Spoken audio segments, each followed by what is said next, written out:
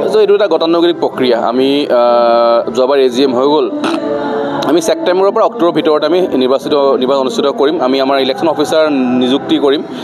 কৰিবৰ কাৰণে তেখেত গাইডলাইন লিখা আছে যে আমি অসম চৰকাৰৰ ইলেকশ্যন কমিশ্যনৰ ৰিটায়াৰ্ড সদস্য হ'ব লাগিব তেনেকৈ আমি এজন নিযুক্তি দিয়াৰ পাছত তেখেতে প্ৰক্ৰিয়া আৰম্ভ কৰিব ডেট ঘোষণা কৰিব নমিনেশ্যনছ হ'ব আমি মষ্ট প্ৰবেবলি ছেপ্টেম্বৰ শেষলৈ কিন্তু বিচিচিআই নিৰ্বাচন ছেপ্টেম্বৰ শেষলৈ হ'ব তো আমাক বিচিচিআই পাছত অনুষ্ঠিত কৰিবলৈও কোৱা হৈছে যদি ছেপ্টেম্বৰ শেষলৈ বিচিচিআই নিৰ্বাচন হয় তো আমি তাৰ এসপ্তাহ মানে আমি বিচিচিআই তাৰিখটো গম পোৱাৰ লগে লগে তাৰ এসপ্তাহ ভিতৰতে আমি আমাৰ নিৰ্বাচন ৱৰ্ল্ড কাপৰ এটা আশে পাশে হ'ব এতিয়া যিটো ৱৰ্ল্ড কাপ চলি থাকিব সেইদিনা নিৰ্বাচন পাতিব নোৱাৰি এইটো মানুহ চব ব্যস্ত হৈ থাকিব খেল অনুষ্ঠিত কৰা সেইকাৰণে আমি এই ৱৰ্ল্ড কাপখনৰ ভাবি লওক আপুনি সেই তাৰ এই এসপ্তাহ 10 দিনৰ মাজতে আমাৰ নতুন কমিটিৰ দায়িত্ব ল'ব যি ধৰণে যোন যেনেকৈ আহে তাৰ নতুন কমিটি আমি ৱৰ্ল্ড কাপ মেটছৰ লগে লগে আমি নতুন কমিটি পাই যাম এইটো এটা গতানুগতিক প্ৰক্ৰিয়া আমি যোৱাবাৰ এজিএম হৈ গ'ল আমি ছেপ্টেম্বৰৰ পৰা অক্টোবৰৰ ভিতৰত আমি নিৰ্বাচন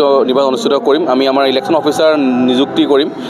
কৰিবৰ কাৰণে তেখেত গাইডলাইন লিখা আছে যে আমি অসম চৰকাৰৰ ইলেকশ্যন কমিশ্যনৰ ৰিটায়াৰ্ড সদস্য হ'ব লাগিব তেনেকৈ আমি এজন নিযুক্তি দিয়াৰ পাছত তেখেতে প্ৰক্ৰিয়া আৰম্ভ কৰিব ডেট ঘোষণা কৰিব নমিনেশ্যনছ হ'ব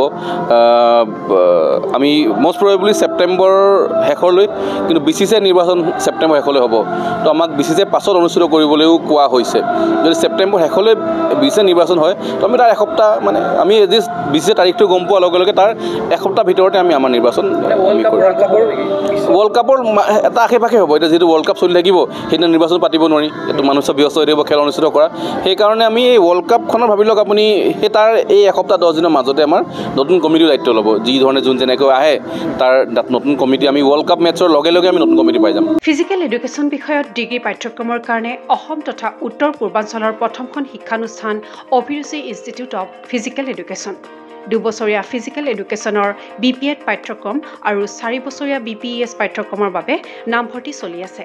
বিতংকৈ জানিবৰ বাবে আজি যোগাযোগ কৰক যোগাযোগৰ নম্বৰসমূহ হৈছে 9435100098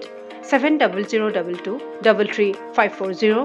88765210098 ৱেবছাইট www.aipguwahati.in